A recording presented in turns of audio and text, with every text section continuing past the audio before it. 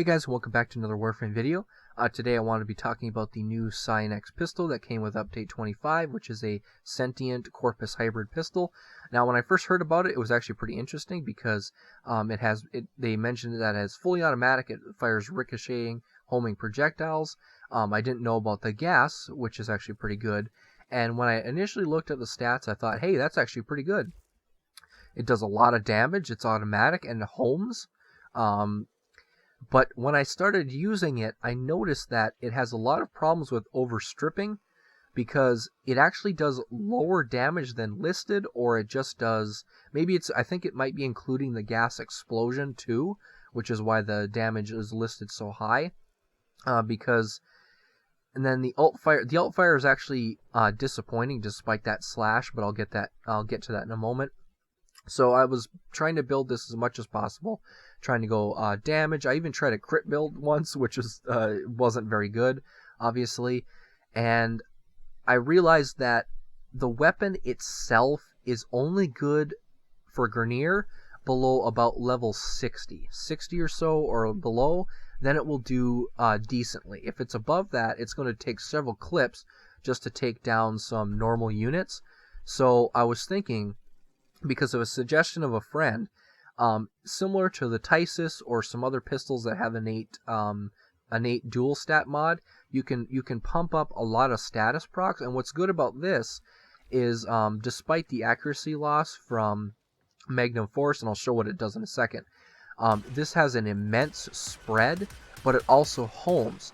So for crowds, if you aim at a crowd, you're going to, like, compared to like a Zok-T, for example, if you hit one enemy, you're only going to hit that enemy, and the enemy surrounding it might get a gas proc, but that's basically where it ends. They only get that gas proc. With this, you're going to spread all your procs in a big area because they'll all home and they bounce between each other, which means it is excellent for a condition overload melee. Specifically, I'm going to be showing the Orpheus because it homes in, and I built it for gas, so it'll actually decimate a crowd of enemies. So here's the Orpheus build. We have Spoiled Strike. We actually have Smite Grineer, so we can enhance the gas procs even further, and Condition Overload, which is the most important part.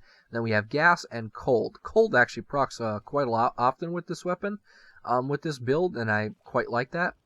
And of course we have Prime Fever Strike. So basically we have as much toxin as possible. Obviously this ain't maxed, but if you have it maxed, you'll do even more procs. So first things first, I'm going to be showing the weapon without any kind of tricks or synergies, just kind of firing at these level 100 Grineer, and you might see what my kind of issue is. So first off, when I fire, let's say I have an aim at the head. If you notice, it doesn't go for the head, it aims for the body. So no matter what you do, unless you get a lucky shot with the homing, you're going to always get body shots, which means you're always pretty much going to do base damage, which is kind of unfortunate. But it does have homing, not too much. As you can see, it's about this much where it'll start homing. But if you hit an enemy, it will go 90 degrees, it'll go behind you, it will seek another enemy. So let's get a full clip, and let's just unload, and we'll see what happens. Against the heavy gunner, pretty good. But against this napalm, you can see it's taking a little bit longer, and I'm already using 3 clips here, minus the few that I started off with. Here's another one. Here's another one. Here's another one. Here's another one. As you can see, it's a little bit disappointing. It is fun though, and it spreads procs. Now, when you see that, don't be discouraged because, like I said, this weapon is excellent for condition overload. So even though it doesn't do that great damage normally, the spreading of procs is its most important feature. Now we're going to switch. I was going to say we're going to switch the auto mode, but it's just a tap thing. So if you tap your alt fire, instead of firing homing projectiles, it now shoots a burst of all the magazine at the enemy with additional slash damage instead of gas damage. Now, obviously, because this is corrosive in heat, it's going to be doing very good, well, decently, I guess, against the heavy gunners. So as you can see, if I get the headshots, and this mode can actually hit the head, takes about three shots. So that's 33 ammo. So that's not too great, but it is decent. But against the napalm, you can see it takes quite a few more.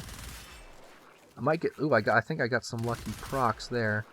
If I do get a crit, it does a little bit better. So about 3, maybe sometimes 3.5 full clips to take down a level 100. Alright, so enough of that. Now I'm going to show why this is good and why I've actually coming to like this weapon as my new condition overload machine. So I'm actually going to bump up the level to 160, and then I'm going to... Well, no, I won't even make myself invincible because I think my Nova can handle this. Let's try this one more time and try not to die because I keep dying from this napalm fire. Or not, because I'm not making myself invincible, because I'm trying to show you that, hey, this actually is possible. Try to aim for the heavy gunner. Okay, that's doing very good damage. And heavy gunner again. Boom, one shot. And as I'm firing in the crowd, I'm doing a lot of extra damage. Now you see those ticks are actually pretty good. And then there's the explosion. So the trick with this is you can either throw it at an enemy and then unload them. That was a 48,000 crit there. That was excellent. And then you can see there, those ticks are actually pretty good. And then boom. So in a normal mission, you're only going to really go against level 100, so I will lower that to level 100 now. But as you can see, against level 160s, this combo is actually pretty good. This thing has no chance on its own against level 60s.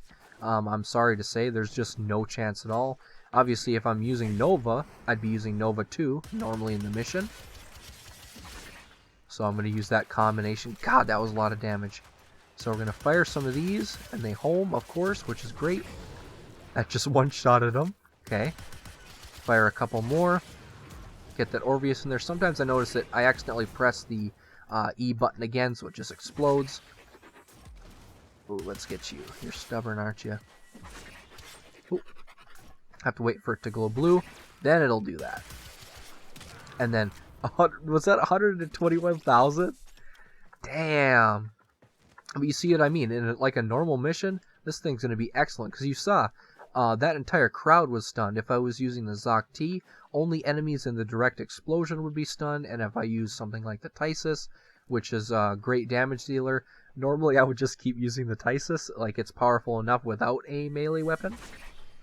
But that's even just like one target. And then with gas damage, all the enemies surrounding it are dealt with gas. So they're only really going to get the toxin proc. Now it actually is good, very good against Corpus, obviously, because I've built the thing for gas.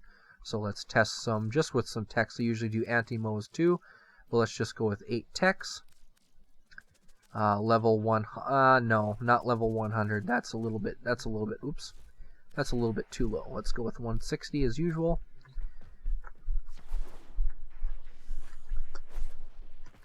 And then we're going to get them in there. Did I get them? Yes, I did. No gas procs. Oh, yeah, I got a gas proc. Bam! That was really good damage. Ooh, don't kill me, don't kill me, don't kill me. I want to test this out. Man, that's some good damage. Okay, I'm hoping a couple home, and I can throw it over. Yes! Look at that damage. And then they're dead. So yeah, as you can see, it's very excellent against Corpus. And if you had a Riven mod, I would highly suggest something like multi-shot, damage, and toxin, so you can pump up those procs as much as possible. And oh, another thing is I almost forgot to show this before I ended the video. As you can see with Magnum Force, the main fire, it doesn't matter, the accuracy, but for the burst, it does. But if you're up close anyways, that accuracy loss isn't going to matter much. And like similar to my Fallman video, I tested this lots with different kinds of builds, and I found that Magnum Force does the most damage overall. You're going to do less slash procs, because like compared to like a Bane mod, it's not going to double dip, but overall it does the most damage. So yeah, that's the Cyanex. It's worth picking up if you're interested in condition overload with melee weapons. I've said that 3 times now, but it's true. So yeah, thanks for watching.